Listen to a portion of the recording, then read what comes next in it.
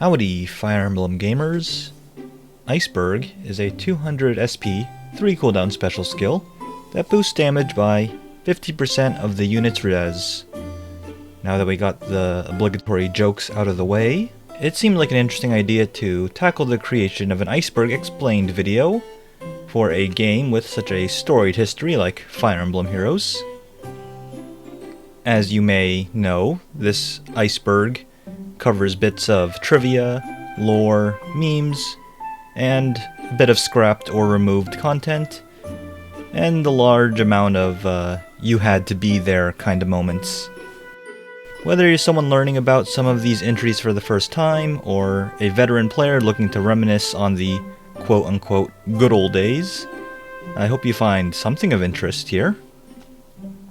So the Iceberg I'm using was largely constructed from my own memories of past events, being a day one player, with some gaps filled in from research.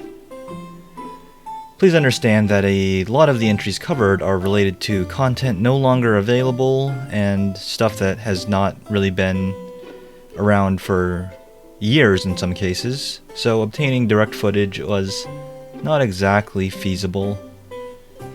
And for the format, I will be covering 5 different layers: just the tip, surface layer, beneath the surface, deep water, and the abyss, or as I like to call it, the shitpost layer. Okay, so starting off with the tip of the iceberg. Staff unit special quotes. Every character in the game has 4 unique lines that can trigger when they activate a damaging special in combat. Staff units, however, do not have access to damaging specials, and so while the lines exist in the game, they will never appear in normal gameplay. An update was added early in the game's life to add the catalog of heroes, where you can freely play an owned hero's voice lines, including the unused special quotes for staff units. What are you looking at? $60 male Byleth. When Fire Emblem Three Houses was launching, there was a campaign in Fire Emblem Heroes, where if you had your Nintendo account linked between your Switch and your mobile device, you could claim a copy of Male Byleth as a bonus for purchasing Three Houses. This led to many comedy geniuses claiming that you are purchasing a copy of Byleth for $60 and getting the game for free with it as a bonus. To be fair, many people probably have spent more than that chasing 5-star gacha heroes, so all things considered, it was probably a pretty good deal. Poisoned mutton. One of Dorcas's quotes mentions eating some bad mutton, which is a reference to the old Fire Emblem Game Boy Advance commercial, and is also one of the only things that's noteworthy about Dorcas to begin with. The power of this meme actually got him voted number 21 in the first Choose Your Legends poll, beating out big-name characters like Female Robin, Tiki, and Xander. On a related note, Brave Roy and Brave Ike, 2 of the winners from the first Choose Your Legends, also have references in their voice lines, referencing the crowd chants from the Super Smash Bros. Series, Roy's Our Boy and We Like Ike, respectively. Ilger is Loki. This is self-explanatory. In Book 2 of the story, it is revealed that the Ilger that has been accompanying you is actually Loki in disguise, which was a revelation that came as a shock to absolutely nobody. This, however, does not explain her apparent bloodlust even after the Loki impersonation arc. Summoning videos. These are short video clips that played upon the summoning of specific units for a while after the game's launch. The heroes who were the focused raid-ups for the first 2 banners in the game lifespan all have summoning videos, being Marth, Camilla, Male Robin, Young Tiki, Roy, Lynn, and Takumi. Funnily enough, these videos could play on the summon of a 4-star version of these heroes as well, since not all of them were 5-star locked. It seems there was never any intention to make more summoning videos, as cool as they were, because of the massive amount of file space they take up. The original ones from launch are still visible, but they're hidden behind some menuing. Gatekeeper vs. Thor. In his Forging Bonds event, the Gatekeeper faces off 1v1 against Thor while defending his post. He doesn't actually really do anything, but he does manage to survive long enough to earn Thor's respect, to the point where she's willing to go all out just before he's conveniently bailed out by the rest of the Order of Heroes. This has some interesting implications for the power scaling of the various Fire Emblem universes, or more likely, it's just intelligent systems doing a little bit of funnies. 6 hero banners. Some of the earliest new hero banners featured 6 new heroes as opposed to the usual 4 or 3. This included the Siblings Bonds banner, which interestingly featured a variety of heroes from different games, as well as Sanaki, who, for some reason, was introduced without her sibling and being the sole representation of the Talius series of games for quite some time. Early summoning banners were weird, but they quickly got into their usual groove, starting with the first Shadows of Valentia banner. Enemy Phase Music. The enemy phase music is a short repetitive tune that plays on the enemy phase. For a while, at launch, it was impossible to disable it, and many players felt it ruined the atmosphere of the gameplay. Thankfully, now it can be disabled entirely after a patch in May of 2018. Super Smash Bros. Ultimate Music. Super Smash Bros. Ultimate features 2 music track remixes from Fire Emblem Heroes. One is a remix of the title theme, minus the vocals, which was already a remix of the Fire Emblem main theme. The other is a remix of the default menu music with some battle themes mixed in as well. It is neat that they added these, but bizarrely this is the only mobile game representation in Smash. There isn't even a spirit for Alphonse or Sharena. And it's not even Fire Emblem. There's a distinct absence of references to any of Nintendo's mobile games like Animal Crossing Pocket Camp, Pokemon Go or Pokemon Masters, or Dragalia Lost within Smash.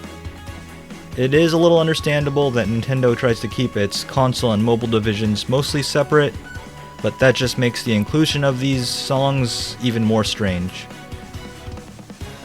Thor created the baby ults. This is directly stated in the paralogue pretty much.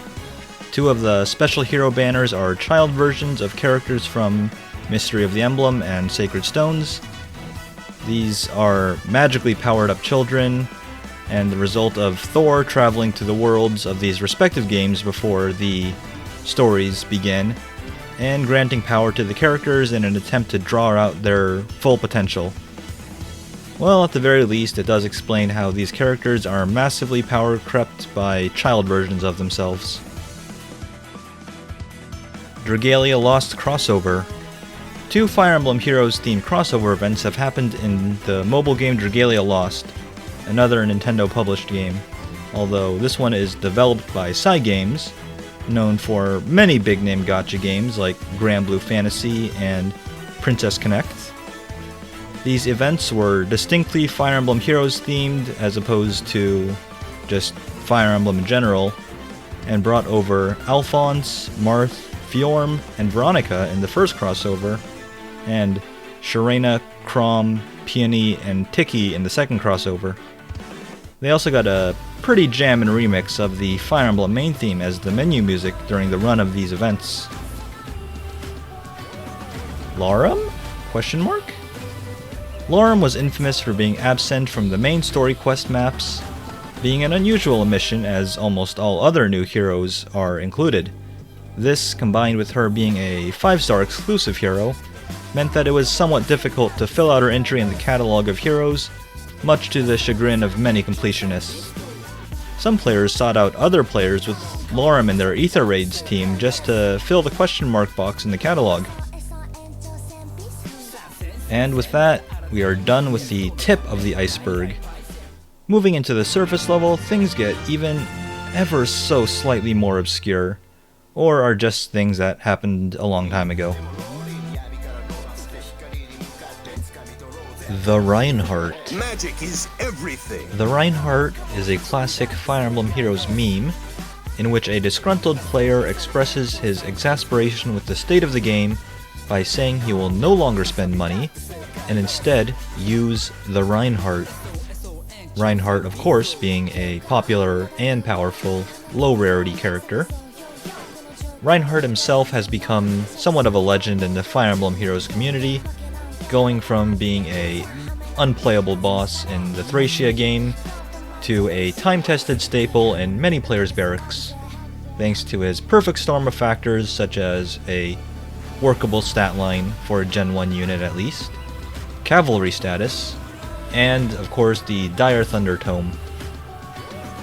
He is also famous for having suspiciously tiny hands, and is often seen sporting a somewhat ominous, edited-on smile. To illustrate just how revered Reinhardt became, in the second year of Choose Your Legends voting, Reinhardt scored 5th place in the male character division, moving up in the world from 354th place from pre-release polling. Camus. Many players were surprised to hear that the name of the character is pronounced officially as Camus, when Faye the Owl said it during a Faye channel video. As all the games he has appeared in did not feature any sort of voice acting, this is the first time the name has been spoken out loud. And it was also somewhat of a running joke to inquire about his Grand Hero Battle rerun in the early days of the game, as he, along with Xander, was absent for a distinctly long period of time after his first appearance. Tap Battle.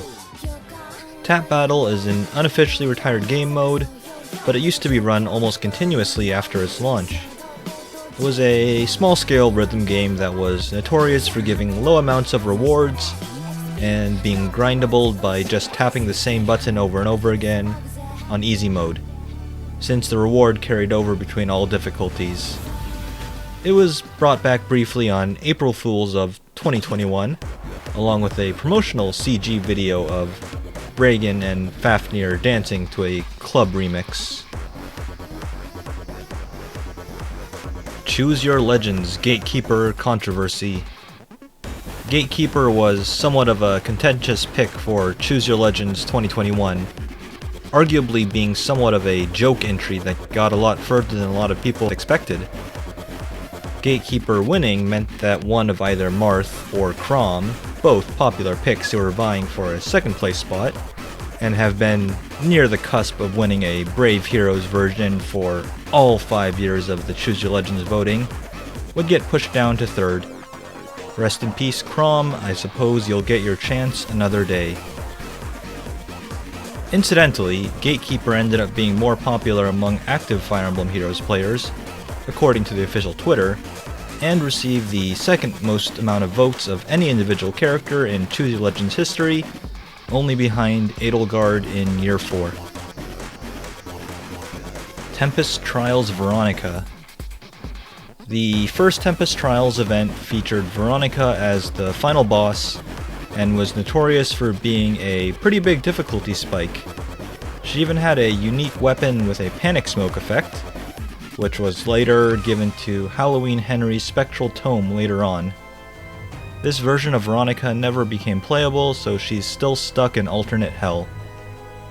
The first Tempest Trials in general were infamously brutal, coupled that with the lower stamina cap and people generally having less powerful rosters, hence the upgrade to Tempest Trial Plus being kind of necessary to massively streamline the game mode. Peony is Sharena. This is pretty strongly implied in the Book 4 story. Sharena, as a child, often played with Peony and the other fairies in the dream world. The two were particularly close friends and would often pretend to be each other. The possibility is presented that the real Princess Sharena of Askr, while pretending to be Peony, drank the dream nectar to fully transform into a fairy, while sending the real Peony back to Askr to live as a normal human. The truth is never outright confirmed, so I guess there would be a 50-50 chance of either being the case, but the story seems to suggest that neither of them really make a big deal about it, and since they shared so much between them, who they were would be virtually indistinguishable anyway. Henriette's power level. This is not actually about Henriette's value as an Ether Raid's far save range tank, but rather based on some of her quotes that seem to imply that she has access to some kind of power beyond what we see in the game. In her special quotes, she claims that she is holding back, and she seems to be afraid of losing control of something, but this is never expanded on in the main story quest. That power. Interestingly, Never again. these quotes appear in her Valentine's seasonal version, since she does not have a normal playable unit as of the time of this video. Faye debuted in Faye. Faye, not to be confused with Faye the Owl or Faye the Chicken, debuted in Fire Emblem Heroes on the World of Shadows banner, which released on April 14th, 2017. Fire Emblem Echoes Shadow of Valentia released on April 20th, 2017 in Japan, and May 19th in North America and Europe. Since Faye is one of the few characters from Fire Emblem Echoes that did not originate from Fire Emblem Gaiden, this makes Fire Emblem Heroes the first game with Faye as a playable character. On a similar note, the Three Houses New Heroes banner featuring Byleth, Dimitri, Claude, and Edelgard also released a few days before the release of the Fire Emblem Three Houses game. Fire Emblem Warriors maps. These were maps made to promote the Fire Emblem Warriors spin-off game. The format is similar to the special training maps they added after the Warriors event ended, in that it is a map with a large amount of weak reinforcements spawning, making it ideal for quick EXP and SP farming. These maps were also kinda unique in that they featured music from the Fire Emblem Warriors game, and the map images had character 3D renders from the game as well. Interestingly though, we never did get any characters added to promote Fire Emblem Warriors, despite many speculating that the OC siblings, Rowan and Liana, would make sense as additions. Summer Gaius. Summer Gaius was notorious for having a rather noticeable art error initially. It's not unheard of for art errors to show up in gacha game characters, but it's usually just some minor anatomy issue. Summer Gaius though straight up had his bow without the string pulled at all. It's especially noticeable since the bow is at the forefront of the image. That's not the only thing noteworthy about Summer Gaius though. S tier. So in any game with characters with differing stats and skills, there will always be tier lists made to compare and rank who is the strongest and the weakest among them. These can be great points of discussion and a good starting point to create a base understanding of the metagame when you are not taking them as gospel. However, sometimes there are some takes that are too hot to be ignored, and that's where this entry comes in. Est is a launch unit who has always been pretty unremarkable. She has a poor base kit, mediocre stats even by launch standards, and the Lance Flyer designation was always a pretty highly saturated character archetype. S did have one unique point of interest in that she had above average res, allowing her to somewhat reliably proc defense ploy. One particular popular website tier list placed Est in the S tier, citing her compatibility with defense ploy, allowing her to hit super hard, making her a top tier Lance Flyer. This is very controversial to say the least, as she still had many of her issues, such as her middling speed and physical bulk, and thus a meme was born. Nifl is a lesbian. Some of the dialogue in the Tempest Trials Ice and Flames story arc confirms that the dragon Nifl was in love with Fjorm's ancestor, the first queen of the land of Nifl. The language used is pretty damning, I would say, with Nifl referring to the queen as the one she loved.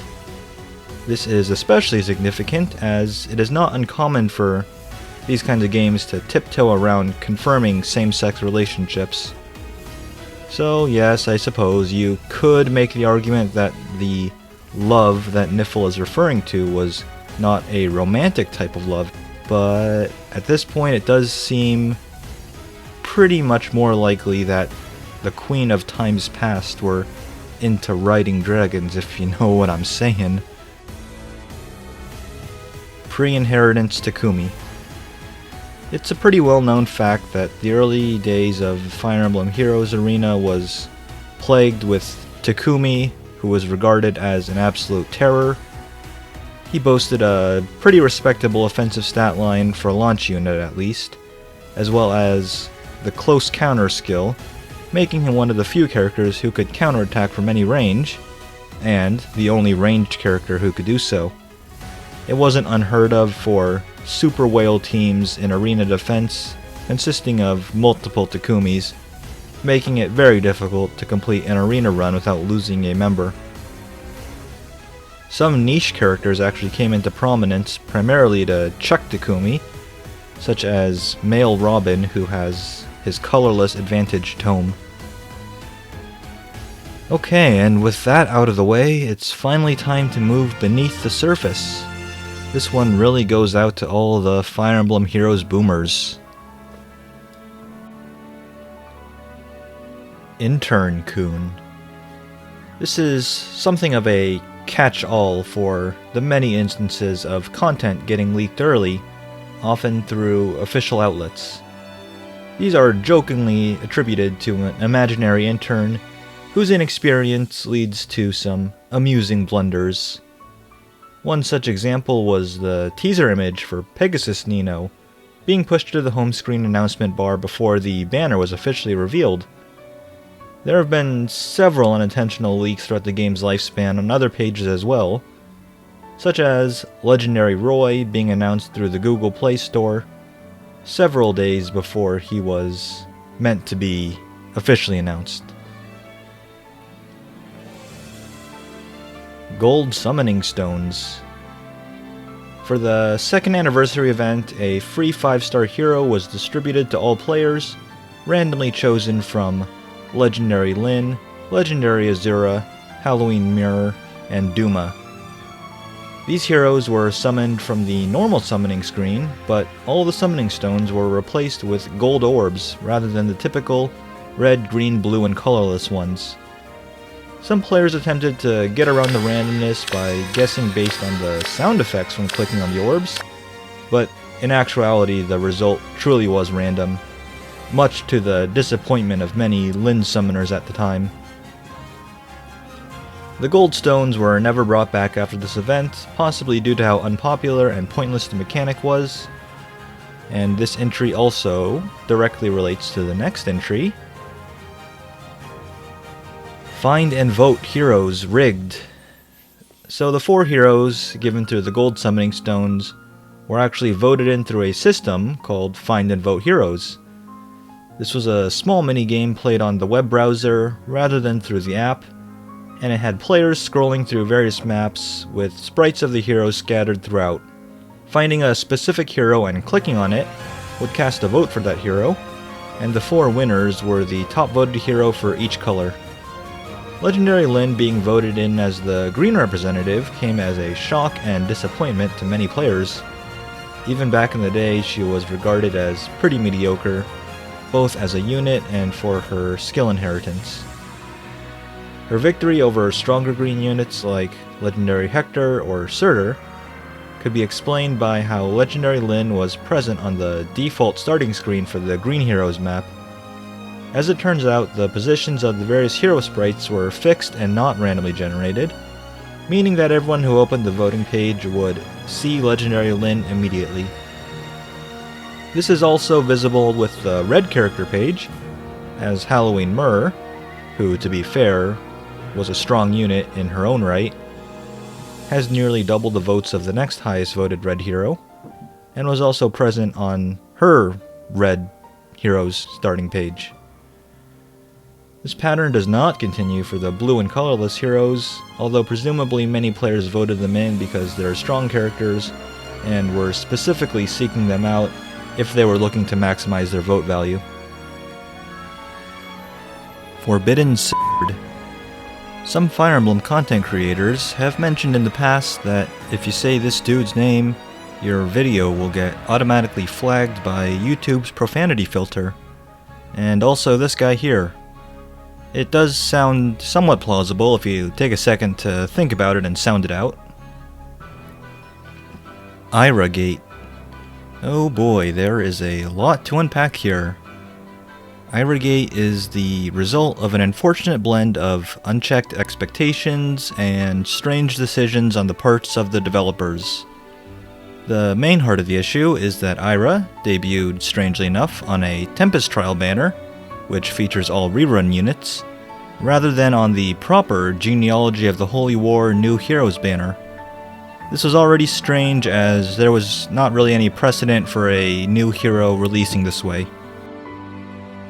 The issue was further amplified by the fact that she was color sharing red with Eldigan on this banner, who himself was an old and average-ish unit at the time, meaning there was even lower odds of pulling Ira than normal if you wanted to summon for her. Finally, to make matters even worse, somehow, Ira herself was a very strong hero on her release, boasting a very good stat line, a pretty good preferred weapon, and the first instance of a preferred special skill, which also happened to be a quite strong one. As the proverbial cherry on top of the shitstorm sundae, her base kit included Swift Sparrow, which at the time was basically a giant red flag that, yes, this unit is meant to be a banner seller. Ira was first teased in the Genealogy of the Holy War banner trailer along with 3 actual banner focus units. It was common practice at the time to tease an upcoming Tempest Trial free hero this way by sneaking the hero in question into the trailer at the end. This led people to assume that Ira would be given out as a free hero. Instead, it was later revealed that Arden was the Tempest Trial reward, and Ira would end up as a gacha unit. So needless to say, many people were not happy with how this was handled, and another Ira situation of a new hero being introduced in an old hero rerun banner has never really happened again since, except for that one time with Rajat, but that was a little bit different since she was announced as such beforehand, and this time was not color sharing. Sakura Whale. A literal living legend from the early days of Fire Emblem Heroes who was known for uploading videos of clearing the hardest content at the time with teams of 4 Sakuras, who, as we all know, is the best Fate sibling. Virion is the 4th Askr member. New hero banner trailers on the official Nintendo mobile channel during Book 1 always featured Virion on the player's team alongside the main characters Alphonse, Serena, and Anna. Starting from Book 2, banner trailers replaced Virion with the featured ally for that book, such as Fjorm for Book 2 and Peony for Book 4. This was because Virion is the first ally that joins you in the prologue chapter for the game, appearing as a in-universe introduction to the summoning mechanic. Zelgius dropped his weapon.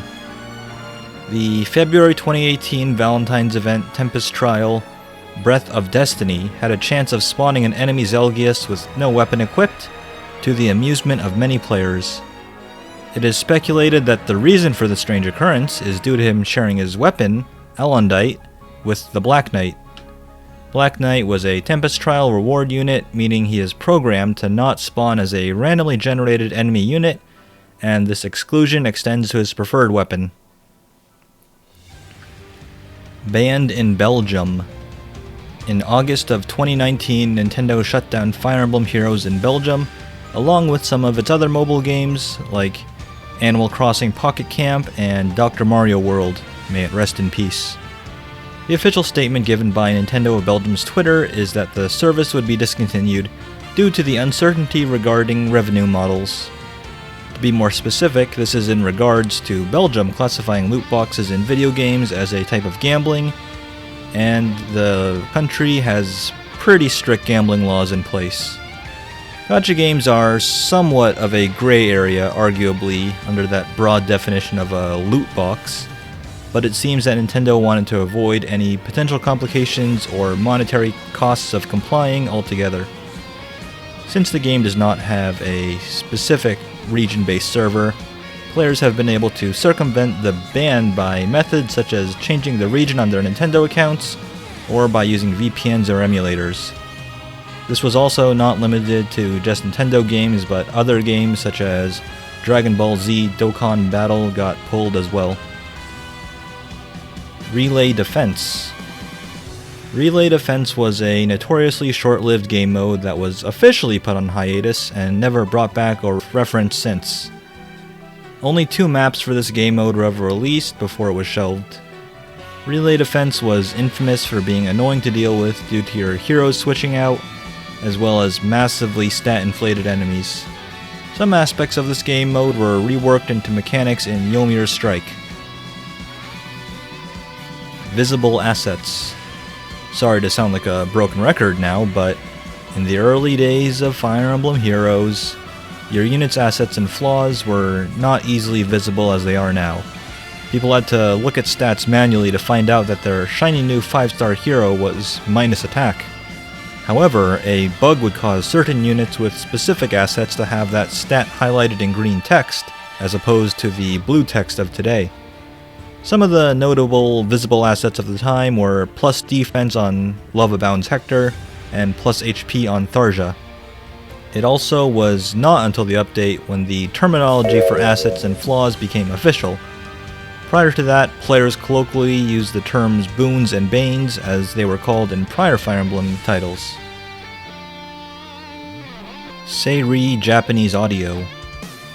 The Book 4 Midpoint New Heroes banner introduced new heroes from Fire Emblem Awakening. One of these characters was Seiri, who was added in without an English voiceover. She also lacked an English voiceover in her reveal trailer, and was instead presented with subtitled Japanese audio. This is almost certainly due to certain world pandemic events that were happening at the time. Many other games had content and scheduling impaired as well, especially when it came to voice work. This is the only instance of voiceover work being affected in this way in Fire Emblem Heroes, even among the other characters on the same banner. It is somewhat fitting, however, that the only character to speak Japanese at the time was the samurai-themed character. Skirtless Nefany. A bizarre bug in a January 2019 update caused Nefany's sprite to appear without her skirt for a brief period of time. It would appear that the cause of this issue was a layering error, as a small peak of her skirt was visible behind her legs. This was quickly patched in a subsequent update. So that wraps up the beneath the surface layer. Now we're moving into deep water, so things are gonna get a bit more meta. Eavesdropping Owl. On April Fool's Day in 2019, a joke trailer was released in the style of a legendary hero banner announcement featuring Faye the Owl, the host of the Faye Channel videos, with massively overpowered stats and skills. One of her skills was her special skill called Eavesdropping Owl. It had a cooldown of 100 and the description read, "How I gather all of the juiciest information on Fire Emblem Heroes." Observant fans noticed that the special cooldown in one of the clips was lowered to 4 down from the usual 100. This led to the theory that news on the game would drop in 4 days. As it turns out, a Faye Channel video did indeed release on April 4th, 2019. Really makes you pine for the days when Faye channels were teased ahead of time rather than just randomly being dropped out of nowhere like they are now. Tiki censorship. The initially data mined image for Summer Adult Tiki's damaged artwork was modified slightly from the final release version. The updated art for Summer Tiki had her swimsuit length increased slightly to cover up more of her backside. It's somewhat of a gray area if this really counts as censorship, since the data mined version was never actually meant to be seen in game. Nonetheless, poor adult Tiki has had a rough time in Heroes, only getting one ult, while young Tiki gets many, and to top it off, her only ult version being censored in a game full of revealing swimsuits and other such outfits. Chris Neosi Byleth. In the English versions of Fire Emblem Heroes and Fire Emblem Three Houses, male Byleth is voiced by Zach Aguilar. Allow me to demonstrate. However, Byleth was originally meant to be voiced by Chris Neosi. Allow me to The demonstrate. original voice lines actually made it into the final game, but they were replaced fairly quickly. The reason for the change was speculated to most likely be due to an NDA breach regarding his role as Byleth. The original voice of Byleth seems to have been going for a deeper and more mature tone, but in my opinion, both iterations are pretty good. Narcian is the fourth White Wing.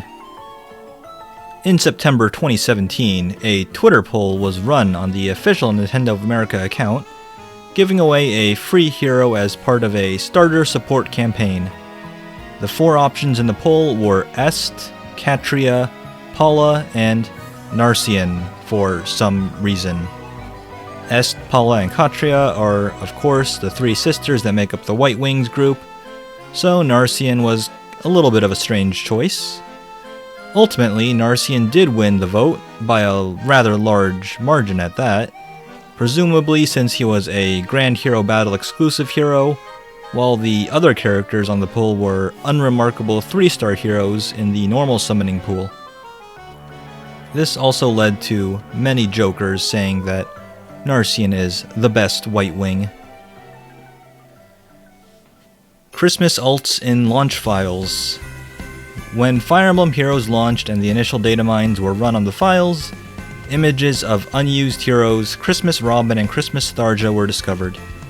Interestingly, full art was discovered of Robin, while the Tharja images were cropped to only show her head. These would, of course, go on to be used in the Winter's Envoy banner later that year, along with the Christmas alts for Chrom and Lissa, who are not present in the data mine. This gave way to the popular theory that Fire Emblem Heroes was meant to launch sometime in 2016, but for some reason was delayed until early 2017, and as such missed the timing for a Christmas event. George CYL Botting. George is an NPC in Fire Emblem Path of Radiance who works as a traveling merchant. While there is nothing really remarkable about this character in particular, he somehow managed to jump from 798th place to 161st place between Choose Your Legends Year 2 and Year 3 voting. Presumably, this jump in ratings is what prompted intelligent systems to make George a Grand Hero Battle character, and one of the stronger or more unique ones at that. Unlike characters such as Reinhardt and Dorcas, who had understandable reasons for their high placement in the Choose Your Legends polls despite relatively low presence in their base games, there was not really any obvious reason for George to gather so many votes. Because of this, some people suspected that dubious activity was at play, most likely the use of a script that would create a Nintendo account solely for the purpose of voting to skew the results of the poll. Changing skills stamina cost. Changing skills originally was intended to have a stamina cost attached to it. As part of the launch celebration event, the cost was temporarily reduced to 0, but when the event ended, the stamina cost never actually ended up being implemented. This would have been particularly egregious, especially considering how the original stamina cap was set at 50 as opposed to the 100 that it is now. The training tower stamina cost being halved was another feature of the launch celebration event that just stayed around as permanent. SP on already cleared maps. Another aspect of early Fire Emblem Heroes that seems a little weird in hindsight, playing a map that you have already cleared used to reward reduced EXP and SP. To work around this, players looking to farm SP would play one of the level 35 chain challenge maps on easy difficulty and surrender on the last map so it would not count as cleared. This would allow players to repeat these maps to easily farm for SP. SP farming used to be such a pain back in the day, the things we had to endure to get our skills. 4-star Halloween Henry. A 4-star Halloween Henry, who is a 5-star locked hero of course, was spotted on a 2018 Learning with Sharena page. This was before the introduction of 4-star focused special heroes, but it caused some players to speculate that there might be demotions of older seasonal heroes incoming. This was ultimately debunked by a Nintendo support representative who said the image was simply an error and was meant to be fixed. Ephraim Dev. This entry refers to an interview with one of the directors of the game, Shingo Matsushita. The interview in question comes from Polygon, a gaming blog site. Polygon interviewed some of the developers on various topics such as the risque factor of swimsuit heroes and power creep. In regard to the question about power creep, Matsushita said the following: "People want to be able to keep using the characters they love, so I think going forward, of course you'll see some characters that look really strong, but you'll still be able to use the characters you have from the beginning that you really love. As a side note, I am a huge fan of Ephraim, and if I couldn't use him anymore, I'd be really sad. That doesn't just go for me, but the rest of our development team who have characters they love. So it's something we think about as well when we're working on the game." This has led to him being coined as Ephraim Dev, and ever since then, fans have been looking for instances of Ephraim getting special treatment, and jokingly, or not, chalking it up to Ephraim Dev at work. Perhaps the suspicions are not entirely unfounded, as Ephraim has received a lot of special attention, being the only hero featured in 2 duo units as of the time of this video, as well as the only non-seasonal duo unit, on top of having several alternate versions, including both a Brave and Legendary variant. Bridal Banners. There have been some level of outrage regarding Bridal Sanaki and the Bridal Micaiah plus Soth duo unit. Bridal Micaiah being dressed up like a bride along with Soth as a groom raised some eyebrows due to how their relationship has usually been portrayed as parental or sibling. So putting it in a context that could be construed as romantic seemed in poor taste in the eyes of some players.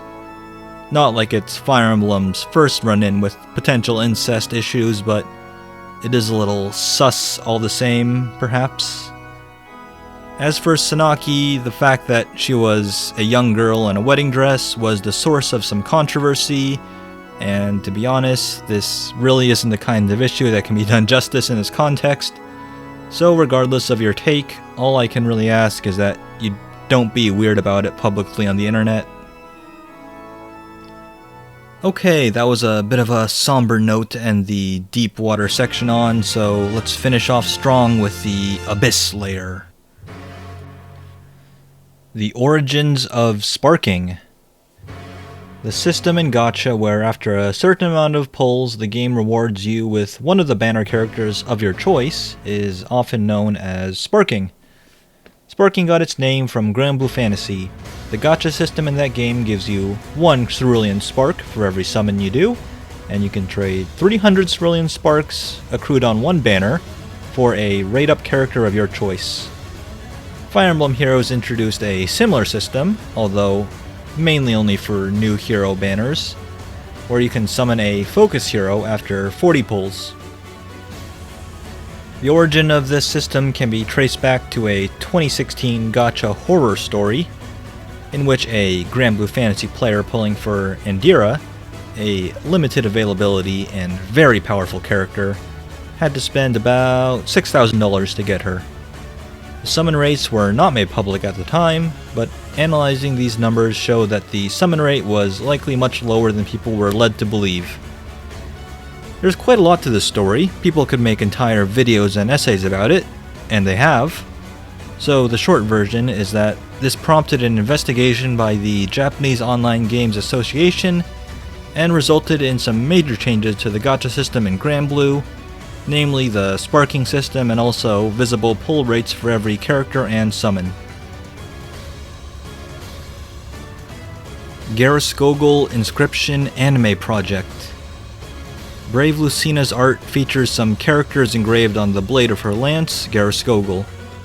These characters actually have translations from some official concept art of Fire Emblem Awakening materials, and when translated, spell out Anime Project Success. This was likely just the artists doing a little bit of trolling. Of course, there is no Fire Emblem anime project even several years after the release of Brave Lucina, but they have done short animated videos like the book trailers and the Fjorm music video.